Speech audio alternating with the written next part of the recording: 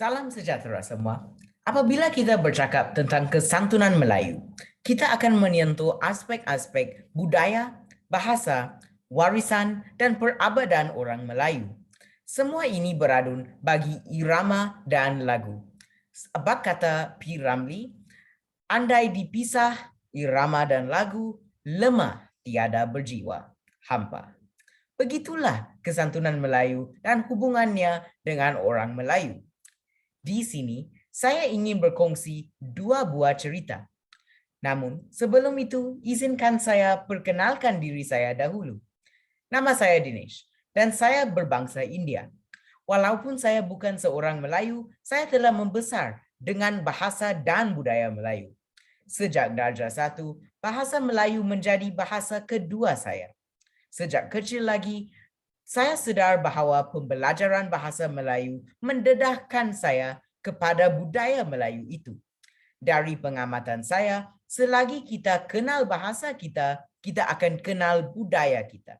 Dan perlakuan-perlakuan orang Melayu di sekeliling saya amat mencerminkan betapa kesantunan Melayu amat menebal dalam jiwa mereka. Berbalik kepada dua buah cerita yang ingin saya kongsi.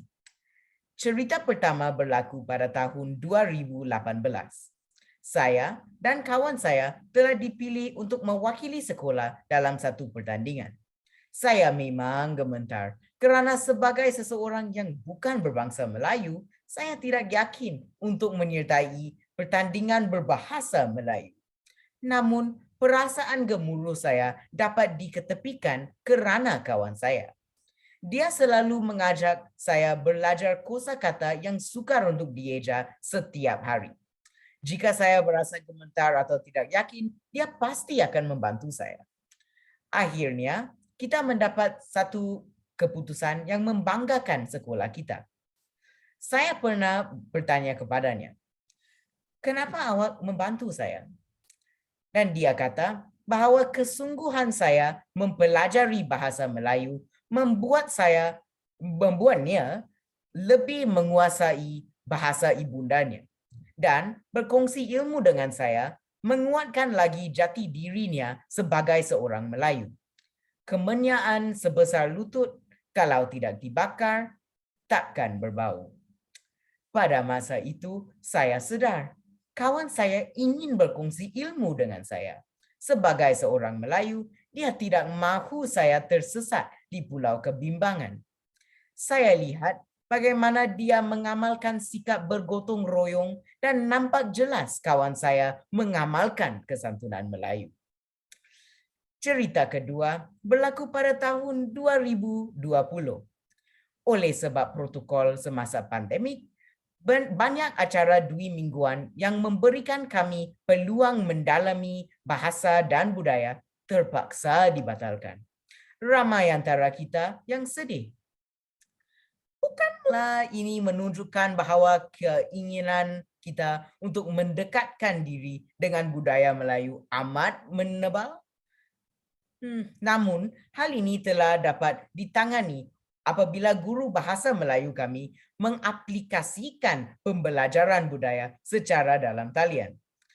Banyak pelajaran dan aktiviti budaya yang dapat kami pelajari antaranya pengajaran tulisan kad.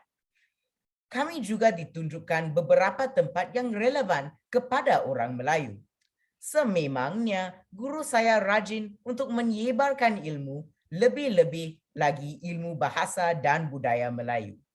Kesantunan Melayu tergambar dalam kelakuan guru saya yang tidak lokek ilmu dan bersungguh-sungguh membuat kami mencintai bahasa dan budaya. Tidak Melayu hilang di dunia, kata-kata Hang Tuah. Sekarang saya berada di program IB dan tahun ini bagi program sambutan Hari Raya di sekolah, saya ditugaskan untuk menulis satu skrip bagi sebuah video. Seperti ini.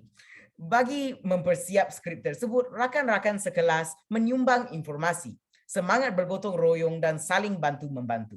Amat saya rasai. Bukankah ini kesantunan Melayu? Di perkarangan sekolah, ketupat tergantung dan bunga manggar berdiri dengan megahnya.